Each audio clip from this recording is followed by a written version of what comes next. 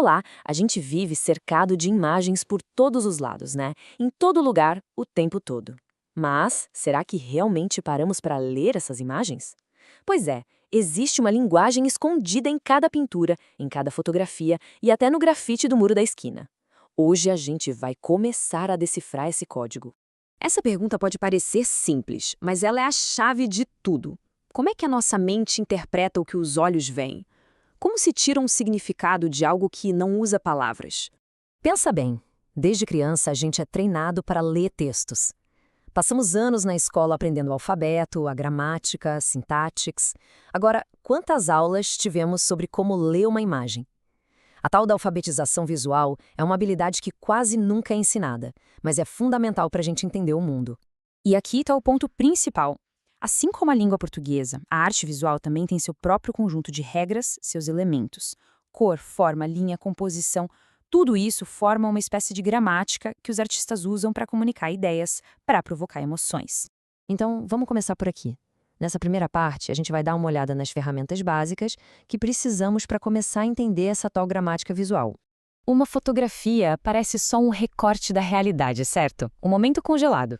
Mas nem sempre. Vamos pegar como exemplo o trabalho do fotojornalista Henri Cartier-Bresson. Ele era um mestre em construir narrativas super complexas dentro de uma única imagem, mostrando que até a fato mais real é, na verdade, uma construção muito cuidadosa.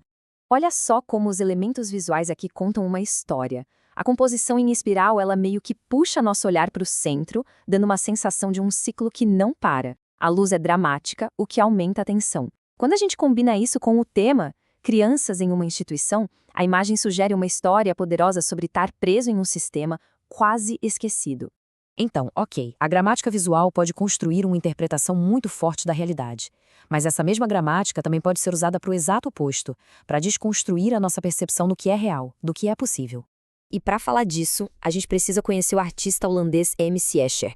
Ele era um verdadeiro mestre em criar mundos fantásticos, impossíveis, que brincam com a nossa percepção e dão um nó na lógica do espaço. O próprio Escher questionava a natureza da representação. Com essa pergunta, ele nos provoca a pensar sobre esse ato que é quase mágico, criar a ilusão de um espaço de 3 dimensões em uma superfície totalmente plana. Essa ideia está no coração de toda a obra dele.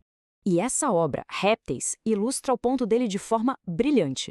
A gente vê lagartos que começam como um desenho plano, 2D numa folha de papel, e de repente ganham vida, volume, exploram o mundo real da mesa, só para depois voltarem a ser um desenho. É uma metáfora perfeita da capacidade do artista de criar mundos a partir do nada. E o mais incrível é que esses mundos impossíveis não eram criados por acaso. Escher era extremamente metódico. Ele usava a precisão da matemática e da geometria, inspirado por padrões e simetrias para construir suas ilusões. A lógica era a ferramenta para criar o ilógico. Entender a gramática da imagem é um passo fundamental, a gente já viu. Mas existe outra camada igualmente importante: o mundo de onde aquela arte veio. Para interpretar uma obra de verdade, não basta só analisar suas formas e cores. É preciso ter um repertório de conhecimentos históricos, sociais e culturais. Nenhuma obra de arte existe num vácuo, sabe? Ela está sempre dialogando com a sua época.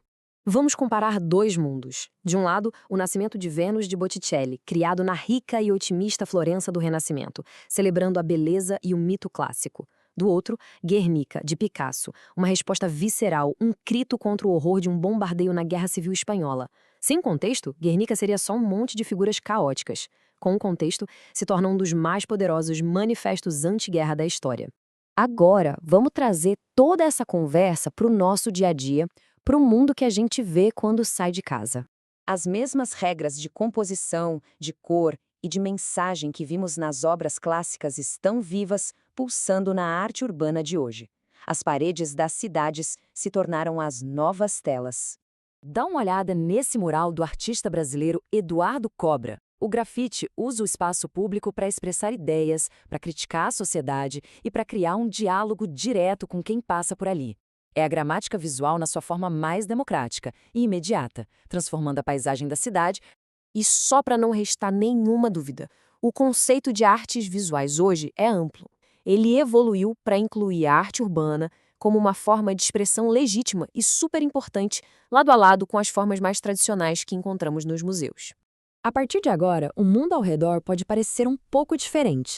Cada anúncio, cada foto, cada mural na rua tem algo a dizer. A questão é, com essa nova ferramenta em mãos, o que será que pode ser descoberto? O que as imagens têm para nos contar?